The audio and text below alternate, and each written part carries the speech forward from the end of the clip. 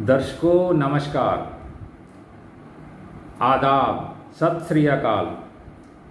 मैं doctor SP Singh एकता health care Mohali Chandigarh से बोल रहा हूँ। देखिए, आज हम डिस्कस करेंगे फंगल इन्फेक्शन ऑफ नेल्स, यानी कि हमारे जो ये नाखून होते हैं पैरों के और हाथों के, इनके अंदर इन्फेक्शन हो जाती है जिसको हम फंगल इन्फेक्शन बोलते हैं। तो ये फंगल इन्फेक्शन आजकल बहुत कॉमन है, क्योंकि ये जो फंगस है इसकी ग्रोथ जो है, ये जो वेट वेदर है, जो सीला वेदर है, सीलन में और गर्मी में इसकी ग्रोथ होती है। तो हमारे जब यहाँ बारिश का मौसम होता है और गर्मी बहुत पड़ती है, उन दिनों में ये इन्फेक्शन जो है अक्सर हो जाती है। तो ज़्यादा ये इन्फेक्शन जो है ये पैरों के नेल्स में पाई जाती है। तो ये दिखने में कैसी होती है, ये देखिए, ये है नेल्स, ये देखिए, ये नेल्स हैं, देखो कैसे नज़र आते हैं। ये वाइट स्पॉट्स नज़र आते हैं इसमें। और ये देखिए, इसमें जो है काफ़ी बड़ा स्पॉट है और इसका रंग ही चेंज हो गया इसका नेल का। तो यहाँ इस तरीके से नज़र आएगा, यहाँ इस तरीके से येलो स्पॉट नज़र आएगा, बिल्कुल येलो नज़र आएगा, या वाइट नज़र आएगा स्पॉट, छोटे छोटे स्पॉट्स हो जाएंगे वाइट, या फिर बड़ा जो है सारा नेल जो है वो पीला पड़ जाएगा, या उस पर पीले पीले स्पॉट्स हो जाएंगे। तो जब ये होता है तो इसके साथ प्रॉब्लम क्या आती है? प्रॉब्लम ये आती है कि जब नेल में होगा तो उसमें पेन होगी, उसमें डिस्कम्फर्ट होगी, यानी कि पेशेंट जो है वो बहुत जो है अनकंफर्टेबल महसूस करेगा और उसमें इरिटेशन होगी। तो ये हैं इसके कॉमन जो सिम्टम्स हैं इसके। अच्छा, अब आते हैं कि ये जो प्रॉब्लम है इसका कारण क्या है। देखो, इसके बहुत सारे जो हैं कॉजेज हो सकते हैं, कारण हो सकते हैं। तो एक तो ये प्रॉब्लम जो है डायबिटिक्स में आती है, जिनको शुगर की प्रॉब्लम होती है, डायबिटीज़ की प्रॉब्लम होती है, उनमें ये प्रॉब्लम आती है। क्यों? क्योंकि जो कैपिलरी सिस्टम होता है, जो हमारे जो ब्लड सप्लाई होती है, हमारे जो टोज तक पहुंचती है, वो बहुत स्मॉलर वेसल्स होती हैं। और डायबिटीज़ में वो स्मॉलर वेसल्स जो है वो डैमेज हो जाती हैं, उनमें ब्लड सर्कुलेशन प्रॉपर नहीं रहता। इस वजह से सर्कुलेशन ना होने की वजह से वहाँ जो नेल्स हैं वो बहुत जल्दी इन्फेक्ट हो जाते हैं। इसी तरीके से दूसरा कारण इसका आता है ओल्ड एज। ओल्ड एज में भी ऐसा ही होता है कि सर्कुलेशन बहुत पुअर हो जाता है, कि जो ब्लड सप्लाई है दूर के ऑर्गन्स को, जो यानी कि टोज हैं हमारे, या हैंड्स के जो हमारी फिंगर टोज हैं, फिंगर नेल्स हैं, या हमारी टो नेल्स हैं, उनमें जो है ब्लड सप्लाई प्रॉपर नहीं होती, तो उनमें जो है फंगल इन्फेक्शन जो है वो ग्रो करने लगती है। अच्छा, अगला इसका है कि अगर कोई बच्चा जो है वो स्विमिंग करता है, तो अब स्विमिंग जब करते हैं स्विमिंग पूल में, तो हर किस्म के लोग जो हैं या बच्चे जो हैं वो उसमें स्विम करते हैं, उसमें इन्फेक्शन का चांस बहुत रहता है।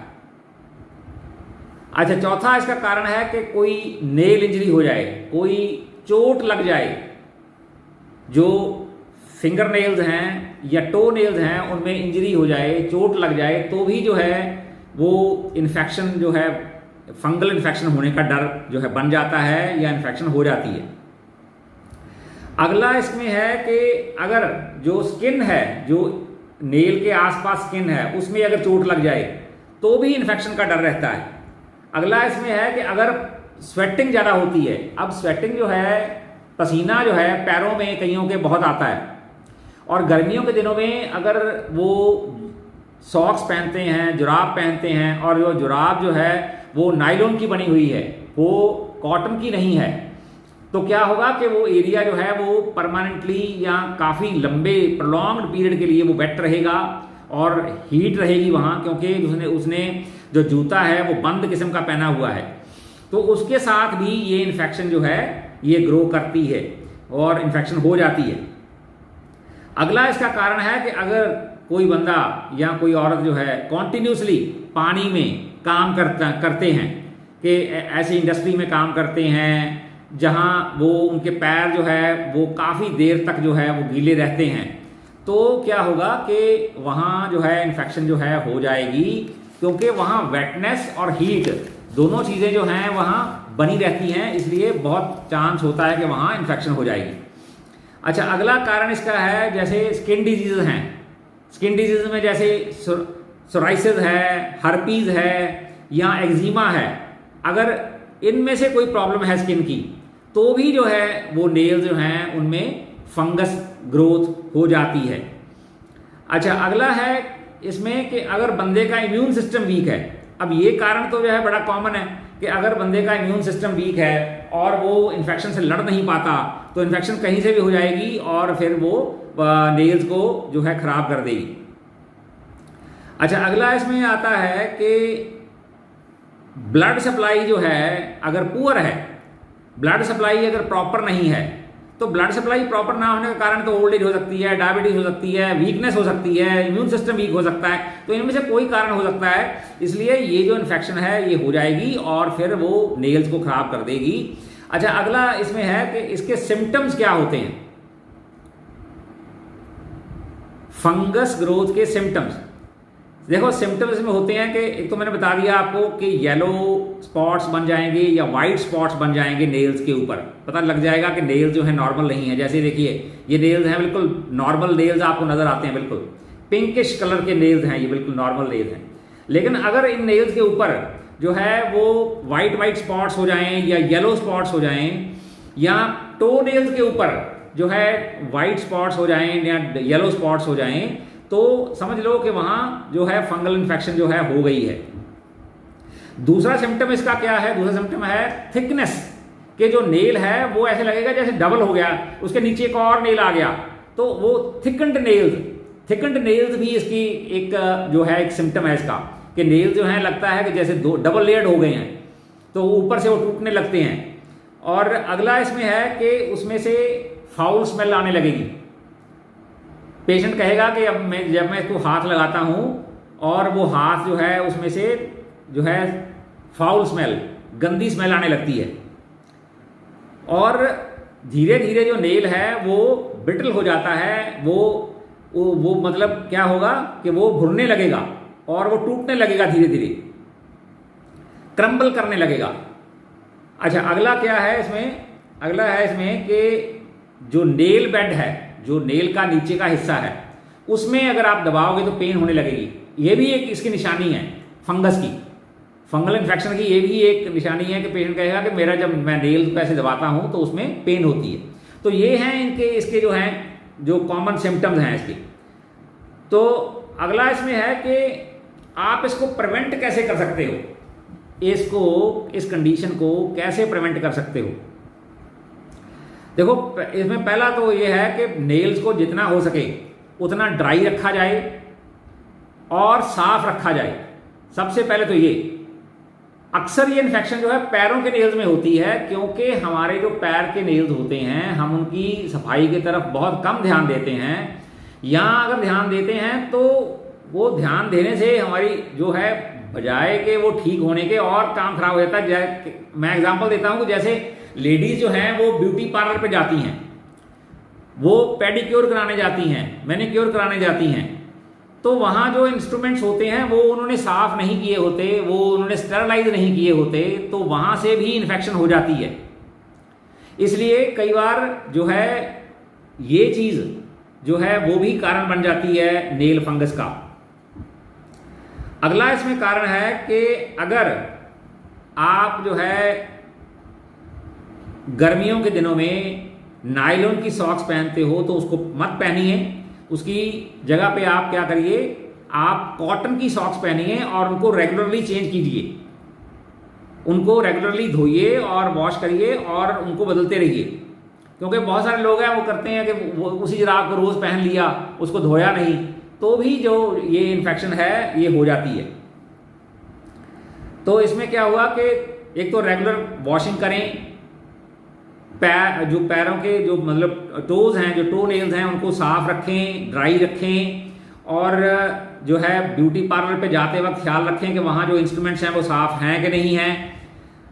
और nail polish, particularly nail polish को बार बार मत लगाएं। नेल पॉलिश लगाने से भी जो नेल्स हैं वो वीक हो जाते हैं और उनमें फंगल ग्रोथ हो जाती है।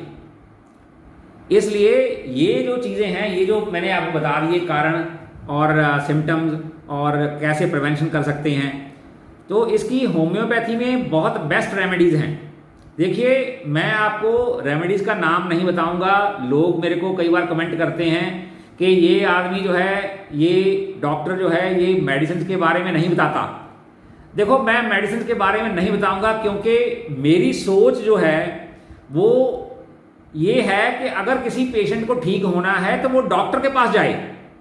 वो खुद मत करे ट्राई इस चीज़ की कि मैं मेडिसिन ले लूँ अपने तरीके से, या किसी ने बता दिया तो मैं मेडिसिन ले लूँ। देखो, होम्योपैथी में बेसिकली अगर कहीं ठीक होने का फंडा है तो वो है कॉन्स्टिट्यूशनल मेडिसिन। कॉन्स्टिट्यूशनल मेडिसिन ही बंदे को ठीक कर सकती है। प्रॉब्लम कोई भी हो, इन्फेक्शन हो, नेचुरल डिजीज हो, कुछ भी हो, जब तक वो बंदा जो है कॉन्स्टिट्यूशनल मेडिसिन नहीं लेगा तब तक उसकी प्रॉब्लम परमानेंटली सॉल्व नहीं होने वाली। तो बस यही मेरी सोच में फर्क है। अगर मैं आपको बता दूं 10 मेडिसिन के नाम, तो लोग क्या करेंगे, कुछ लोग तो 3-4 मेडिसिन मिला के लेने लगेंगे। कुछ लोग जो हैं हर मेडिसिन को बार बार ट्राई करने लगेंगे, और किस पोटेंसी में लेनी है, कैसे उसकी रेपिटेशन करनी है, ये किसी बंदे को नहीं पता होता। सिर्फ और सिर्फ एक होम्योपैथिक डॉक्टर, एक डॉक्टर जिसने ट्रेनिंग ली है होम्योपैथी के बारे में, उसने क्वालिफाई किया है, सिर्फ वही बंदा जानता है कि मेडिसिन को कैसे रिपीट किया जाता है, कैसे सिलेक्ट किया जाता है। इसलिए मैं, वो जो मेरे क्रिटिक्स हैं उनको मैं ये एडवाइस करता हूं कि भाई सही तरीका अगर ठीक करने का अगर है तो वो है कॉन्स्टिट्यूशनल मेडिसिन। कॉन्स्टिट्यूशनल मेडिसिन जो है सिलेक्ट करनी पड़ती है, कुछ सिम्टम्स कलेक्ट करने पड़ते हैं, जनरल्स कलेक्ट करने पड़ते हैं, तो ही जाके जो है पेशेंट को मेडिसिन लगती है। इसलिए मैं मेडिसिन का नाम बिल्कुल नहीं बताता, और मैंने इतनी सारी मेरी वीडियोस हैं, मैंने किसी में भी मैंने मेडिसिन का नाम नहीं बताया और ना बताऊंगा। सिर्फ एक मेरी वीडियो है जिसमें मैंने इंजरीज की मेडिसिन के बारे में नाम बताए हैं। उसमें मैंने सारे इंजरीज जो हैं, टाइप्स ऑफ इंजरीज मैंने कवर की हैं, और उसमें मैंने नाम भी बताए हैं, क्योंकि वो जेन्युइन चीज़ है। क्योंकि इंजरी है, वो मैकेनिकल इंजरी है, और होम्योपैथी में हर इंजरी के लिए अलग अलग मेडिसिन है। तो इसलिए मैं माफ़ी चाहूँगा जो मेरे क्रिटिक्स हैं उनसे, और जो समझदार पेशेंट्स हैं वो तो नेचुरली किसी अच्छे होम्योपैथी डॉक्टर के पास जाएंगे और उसकी हेल्प लेंगे और अपने आप को ठीक करेंगे। तो इस प्रॉब्लम को ऑन्कोमाइकोसिस भी बोलते हैं, इनको, इस चीज़ को फंगल इन्फेक्शन भी बोलते हैं। तो ये आजकल बड़ी कॉमन है, टो नेल्स में अक्सर हो जाती है। तो पेशेंट्स इसको मिसट्रीट करते हैं, वो डॉक्टर बोलते हैं इसको निकाल देंगे, नेल को निकाल देंगे और फिर हेल्दी नेल आ जाएगा। लेकिन ऐसा नहीं होता। नेल जब भी आएगा ऐसा ही आएगा, क्योंकि जब तक वो क्योर नहीं होगा तो नेल को जो है निकालने से कोई फर्क नहीं पड़ने वाला। तो आज के लिए इतना ही। Thank you very much.